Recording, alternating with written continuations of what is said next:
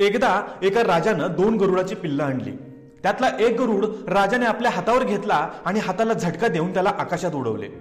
लगेच तो आकाशात उंच उंच झेप घ्यायला लागला, तर दुसरा मात्र आपल्या फांदीवर बसूनच होता, तो उडेच ना। हे पाहून राजा फार दुःखी झाला।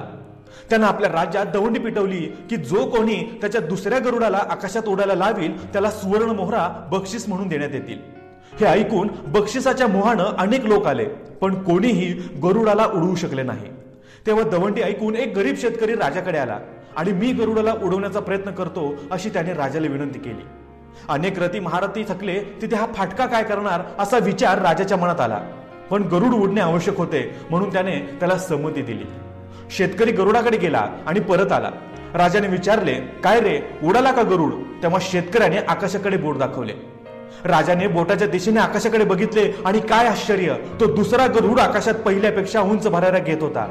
राजा आश्चर्यचकित होऊन बघतच राहिला। त्या धक्क्यातून सावरल्यावर त्यानं शेतकऱ्याला विचारलं, अरे तू हे कसे केलेस? तेव्हा शेतकरी म्हणाला, मी काही फार वेगळं केलं नाही, मी फक्त तो गरुड बसलेला होता ती फांदी मोडून टाकली, त्याचबरोबर त्याने उंच आकाशात भरारी घेतली। आयुष्यात अनेक जण असेच कोणत्या ना तरी कोणत्या फांद्यांना चिकटून बसलेले असतात। कोणी त्यांच्या शेतीवाडीला, कोणी परंपरागत व्यवसायाला, तर कोणी छोट्या मोठ्या नोकऱ्यांना। या छोट्या मोठ्या फांद्यांना चिकटून राहून मिळेल त्यावर भागवण्याच्या नादात आपल्यातला गरुड ते विसरून जात असतात।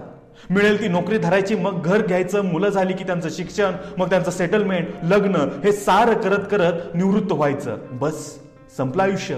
यालाच मध्यमवर्गीय खूप मंडूक मानसिकता म्हणतात। अरे कधीतरी स्वतःमध्ये डोकावून बघा, आयुष्य म्हणजे फक्त इतकंच आहे काय? तुमची फांदी तोडायला कोणीही येणार नाही हे लक्षात असू द्या। तुम्हाला जर आकाशात उंच उडायचं असेल तर तुम्हालाच तोडावी लागेल ती फांदी। कधीतरी स्वतःच तोडून तर बघा, तुम्ही जितकं समजताय ना त्याहून अधिक करण्यासारखं खूप आहे हो आयुष्यात।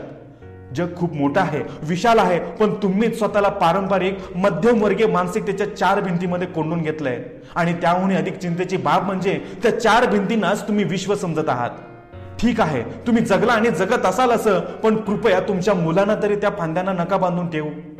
त्यांना तरी उडू द्या स्वच्छंद आणि मनसोक्तपणे आकाशात। शक्य झालंच तर तुम्ही मोडून टाका त्यांच्या फांद्या, मग बघा तुमच्या फांदीवरचा तो पक्षी कसा दिगंतराला जातो। मित्रांनो, हा व्हिडिओ तुम्हाला कसा वाटला हे आम्हाला कमेंट करून नक्की कळवा आणि या व्हिडिओला लाईक, शेअर आणि कमेंट करा। आणि हा व्हिडिओ तुम्ही तुमच्या मित्रमैत्रिणी तसेच नातेवाईकांबरोबर नक्की शेअर करा आणि सगळ्यात महत्त्वाचं सबस्क्राईब करा। पुन्हा भेटूया मित्रांनो अशाच एका भन्नाट व्हिडिओ सोबत। तोपर्यंत जय हिंद, जय महाराष्ट्र, वंदे मातरम।